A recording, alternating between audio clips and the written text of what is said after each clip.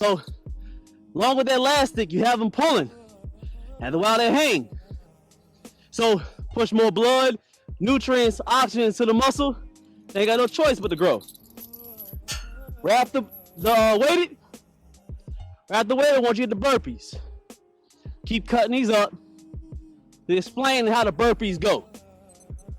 With the burpees, I'm in the stomach, all because I want to create mind and muscle connection to hold the whole time, so I get that core work in there as well. Boom, hitting it, boom, bend it down. You can bend your knees if you want to, but preferably try your best not to bend your knees. I'm down, boom, touch the toes. Right to the toes, I'm dropping straight to the floor. And I'm using my chest to push up off the ground so I can go and complete the burpee. You'll see it in motion. Watch how strong I push off this ground. So I'm here, boom, down, up. No help from the legs. I'm pushing straight off. All in motion. One move. Here, boom, down, up, 2, 3. Make sure you breathing in between. 4, 5. 5 to 7. Wait another minute and a half. Now you see? I'm doing right. Minute and a half, so it's like a beginner move. Can't get the weighted pull-ups. Do regular pull-ups, 5 to 7. And on the burpees, do about 3. Back, forth, back, forth. Then work your way up. Everybody start somewhere. I'm just doing the weighted. It's winter time. It's gorilla season. So I'm just gaining a little bit more weight. What's up, dog? Appreciate you. So I'm just getting a little weight over the winter time. Why not? Summertime, I still throw in the weighted pull-ups, but I just reduce it a little bit. You feel me? We gotta gain some mass over the winter time. Let's go and get to that verse of that day. What we got as far as the verse of the day? I like to do the verses of the day here on Calisthenics Workout Complex because I like being one with God outside, and they're fan favorite. But I've always done scriptures when I worked out, kept them in my mind. After a while, called them on camera, started talking to people before, on the other side of the camera. Then I was like, you know what? We should let the world know that we do, the verses of the day. Not a preacher, not an apostle, none of that other stuff. I like to read the Bible. I like to have a scripture. I like to tell you what it means to me. And you guys be able to read it, interpret it the way you think it should be. You feel me? What's the verse of that day? What's the verse of the day? The verse of the day comes from 1 Corinthians 16:13. Okay. Be watchful, stand firm in the faith, act like men, be strong. I like that. Say it one more time. I want to make sure they can hear it. 1 Corinthians 16:13. Okay. Be watchful, stand firm in the faith, act like men, be strong. I like that. Act like men and be strong. Act like men. So at the beginning, say, how you gonna act like a man? By doing what? Be watchful. Be watchful. Stand firm in the faith. And stand firm in the faith. That's missing today. Wildly missing. But it's not missing in the way that you think. When people say stand firm. Stand firm is when I read that scripture, everybody can read a certain way, but when I hear that, stand firm is actually what God wants you to do. Not interpreting what you think God wants you to do, actually doing what God wants you to do. Case in point, I talk about it a lot on this channel where I believe men, they believe they stand up for God and actually being within the word of God, but they're really not. They're letting feelings go over their faith. Meaning that if they believe that something is right or wrong, in particular, they won't speak about it, or they won't do it because they feel like it's going to hurt someone's feelings or it's going to hurt their pockets, which is money. Even though they're supposed to be on the pulpit, they're supposed to be preachers, they're supposed to be the man of God for a whole, congregation or their flock.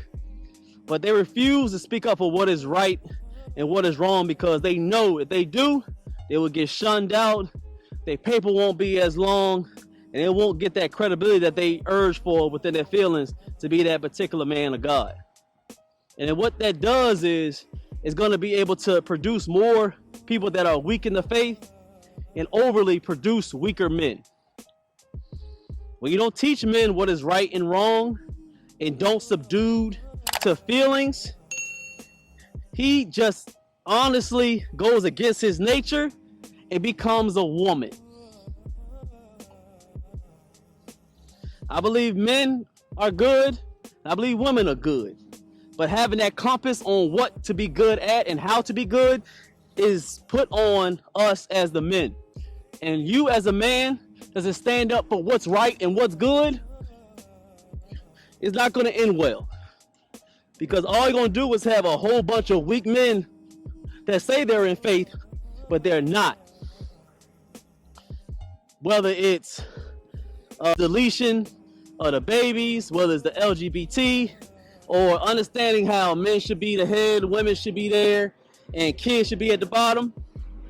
They'll understand that it's all this partnership, all this, everybody has to be equal.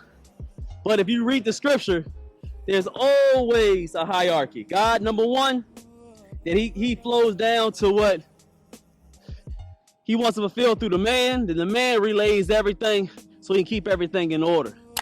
But it's hard to find a pastor or even a strong leader in the faith that will tell the truth.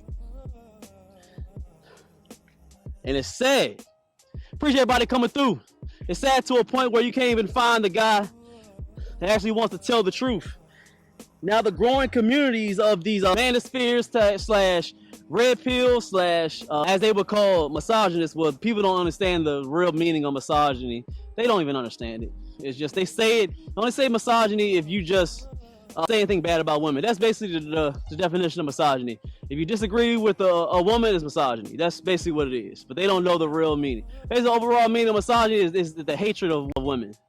And I have yet to find 100% of men, unless they booty warriors, that they say they hate women. Like they say if I get around a woman, my blood boils and I hate them so much that I want to punch them in the face. I never heard a man say that.